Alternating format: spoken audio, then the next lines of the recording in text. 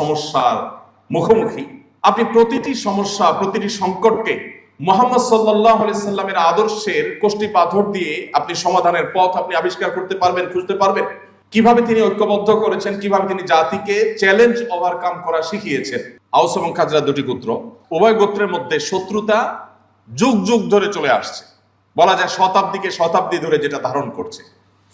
বাবা মারা যাওয়ার সময় আওস এবং খাজরা দুটি গোত্র, এক গোত্রের বাবা মারা যাওয়ার সময় ছেলেকে ওসিয়ত করে যেতেন, বাবা খাজরাজ গোত্রের লোকদের বিরুদ্ধে যুদ্ধ আমি করেছি সারা জীবন, হয়তো রণাঙ্গনে মারা যাচ্ছে যুদ্ধ করতে করতে। সন্তানকে ওসিয়ত করে যেতেন যে বাবা আমি তো পারলাম না যুদ্ধটা শেষ করতে, ওসিয়ত করে যাই তুমি যুদ্ধটা চালায় যাও, এদের বিরুদ্ধে যুদ্ধটা চালায় যাও। ওই ছেলে আবার বড় হয়ে সে আবার তার ছেলেকে সেম ওসিয়ত করত। এরকম দুটি গোত্রকে নবী করিম সাল্লাল্লাহু আলাইহি সাল্লামের বলিষ্ঠ নেতৃত্ব, তার লিডারশিপের কারণে তিনি তাদেরকে এক প্লেটে বসে খাইয়েছেন, সকল ভেদাভেদ মাটির সাথে ধুলোর সাথে মিশে একাকার করে দিয়েছেন। আল্লাহ কোরআনে সেই কথা বলেছেন, তোমরা স্মরণ করো সেই সময়ের কথা, ইয কুনতুম আ'দা ফাআল্লাফা বাইনা কুলুবিকুম, তোমরা যখন পরস্পর শত্রুতায় মত্ত ছিলে তখন তোমাদের সেই শত্রুতা দূর করে তোমাদের মধ্যে ঐক্য, সম্প্রীতি, ভালোবাসা, সৌহার্দ্যের এক উজ্জ্বল উদাহরণ সৃষ্টি করেছিলেন মুহাম্মদ সাল্লাল্লাহু আলাইহি সাল্লাম। সেই কথা তোমরা স্মরণ করো। প্রিয় ভাইরা, কেন মুহাম্মদ সাল্লাল্লাহু আলাইহি সাল্লাম 2025-এর পৃথিবীতেও প্রাসঙ্গিক এবং আজ থেকে আরো 2000 বছর পরও যদি পৃথিবীতে মানুষ থাকে তিনি প্রাসঙ্গিক থাকবেন? তার কারণ আপনার জীবনে বাধা যেখানেই আসবে, চ্যালেঞ্জ যেখানেই আসবে, সেখানে আপনি মুহাম্মদ সাল্লাল্লাহু আলাইহি সাল্লামের জীবনেতে আপনার করণীয় আপনি খুঁজে পাবেন। আল্লাহ সেই কথাই বলেছেন, লাকাদ কানা লাকুম ফি রাসূলিল্লাহি উসওয়াতুন হাসানা। আজ আমরা বাংলাদেশের মানুষ হিসাবে আমরা যে সমস্ত সংকট, যে সমস্ত সমস্যার মুখোমুখি, আপনি প্রতিটি সমস্যা, প্রতিটি সংকটকে মুহাম্মদ সাল্লাল্লাহু আলাইহি সাল্লামের আদর্শের কষ্টি পাথর দিয়ে আপনি সমাধানের পথ আপনি আবিষ্কার করতে পারবেন, খুঁজতে পারবেন। কিভাবে তিনি ঐক্যবদ্ধ করেছেন, কিভাবে তিনি জাতিকে চ্যালেঞ্জ ওভারকাম করা শিখিয়েছেন। আমি যে কথাটি বলতে গিয়ে অন্যদিক চলে আসছিলাম, সেখানে আবার ফিরে যাচ্ছি। নবী সাল্লাল্লাহু আলাইহি সাল্লাম তার সিরাত যদি আপনি পাঠ করেন, আপনি দেখবেন এত বাধা যার জীবনে। আমি সেই কথা বলতে গিয়ে এদিকে এসেছিলাম, ইহুদিদের বাধা, মুনাফিকদের বাধা, এই সকল বাধা, এত চ্যালেঞ্জ, এত টেনশন, এত পেরেশানি, এত দুশ্চিন্তা যার জীবনে, বাধার পাহাড় মাথা নিয়েই যার জন্ম, সেই ব্যক্তি তার সম্পর্কে সাহাবীরা বলছেন, তার শিষ্যরা বলছেন, যারা তাকে দেখেছেন তারা বলেছেন যে তার দিকে যখনই তাকাতাম তিনি মুচকি হাসতেন। এত বাধা, এত টেনশন, এত পেরেশানি, এত শত্রুতা যার ব্যাপারে, সেই লোকটা তার দিকে তাকিয়ে কখনো এমন হয়নি যে তিনি গোমড়া মুখে আছেন, সবসময় তিনি হাসি মুখে থাকতেন।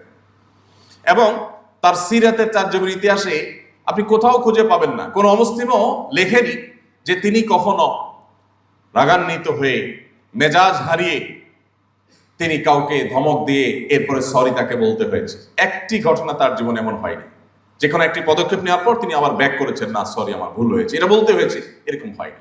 প্রিয় ভাইরা, এজন্য আপনার যদি লিডারশিপ শিখতে হয়, আপনার যদি চ্যালেঞ্জ মোকাবেলা শিখতে হয়, আপনার যদি নিজের আদর্শকে, নিজের চিন্তাকে, নিজের মিশনকে সাকসেসের সর্বোচ্চ শিখরে নিয়ে যেতে হয়, তাহলে আপনাকে মুহাম্মদ সাল্লাল্লাহু আলাইহি সাল্লামকে পাঠ করতেই হবে। এর বিকল্প কোনো পথ আপনার সামনে খোলা নেই। সম্মানিত উপস্থিতি, তিনি তরুণদেরকে অনেক বেশি ভালোবাসতেন। তিনি তরুণদেরকে সম্বোধন করে, তাদেরকে অ্যাড্রেস করে বিভিন্নভাবে, বিভিন্ন হাদিসে অনেকগুলো কথা তিনি বলে গেছেন। তিনি কখনো কখনো বলেছেন, ইয়া মাশারাশ শাবাব, হে তরুণ সম্প্রদায়। আলাদা করে কিশোরদেরকে কিংবা বৃদ্ধদেরকে কিংবা অন্য বয়সের মানুষকে নবী করিম সাল্লাল্লাহু আলাইহি ওয়াসাল্লাম কখনো অ্যাড্রেস করে কিছু বলেছেন এরকম কোনো হাদিস আমরা পাই না। তিনি শুধুমাত্র এক শ্রেণীর, এক বয়সের মানুষকেই অ্যাড্রেস করে করে বিভিন্ন গুরুত্বপূর্ণ বক্তব্য দিয়েছেন, বার্তা দিয়েছেন, তাদেরকে নসিহা করেছেন।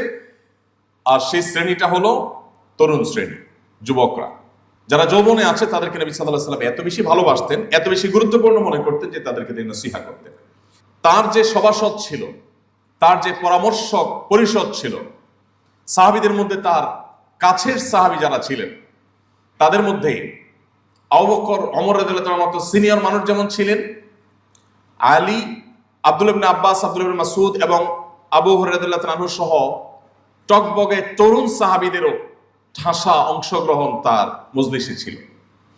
তিনি তরুণদেরকে এত বেশি মহব্বত করতেন, এত বেশি ভালোবাসতেন যে তরুণদের জীবনের লক্ষ্য পানে তারা যেন অগ্রসর হয়ে যেতে পারে, তারা যেন সাকসেস হতে পারে, সফল হতে পারে, সেজন্য তাদেরকে অনেকগুলো নসিহত করেছেন। আমি সেখান থেকে একটি পয়েন্টে শুধুমাত্র কথা বলে আমার বক্তব্য শেষ করবো ইনশাআল্লাহ।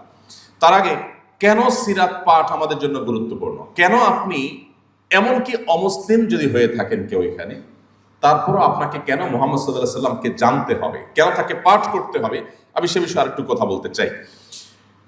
আজ আমরা আমাদের মধ্যে যে সমস্ত দৈন্যতা খুঁজে পাই, এর মধ্যে আমি শুরুতে যে পয়েন্টটা বলছিলাম যে আমাদের বেশিরভাগ মানুষের জীবনের লক্ষ্য কি আমরা জানি না।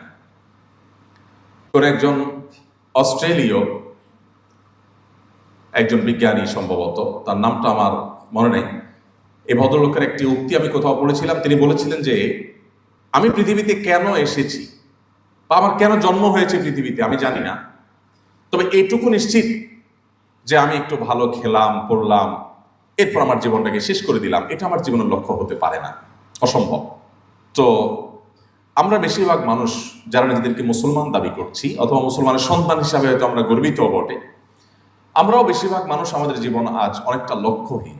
মুহাম্মদ সাল্লাল্লাহু আলাইহি সাল্লাম আমাদের জীবনে লক্ষ্য খুঁজে পেতে আমাদেরকে সাহায্য করেছেন, যেটি সেই নিউজিল্যান্ডের নিউ মুসলিম তরুণ, মাত্র 19 বছর বয়স ছেলেটি, সে আমাকে যেটি বলেছে, ঠিক একই কথা আমার কাছে মনে হয় যে এখন আমাদের সহস্র তরুণের অন্তরের কথা, যে আমাদের জীবনের লক্ষ্য কি আমরা বেশিরভাগ মানুষ জানি না। আল্লাহ তাআলা কোরআনে বলেছেন, ওয়া মা খালাকতুল জিন্না ওয়াল ইনসা ইল্লা লিয়াবুদুন। মুহাম্মদ সাল্লাল্লাহু আলাইহি সাল্লাম আমাদের জীবনের লক্ষ্য কি সেটা আমাদের খুঁজে পেতে সাহায্য করেছে, এবং সেজন্যই তাকে আমাদের পাঠ করতে হবে, তাকে আমাদের অধ্যয়ন করতে হবে, তাকে আমাদের জানতে হবে। তাহলে আমরা সমৃদ্ধ হব, আমাদের জীবন সমৃদ্ধ হবে, আমরা এগিয়ে যাবো ইনশাআল্লাহ।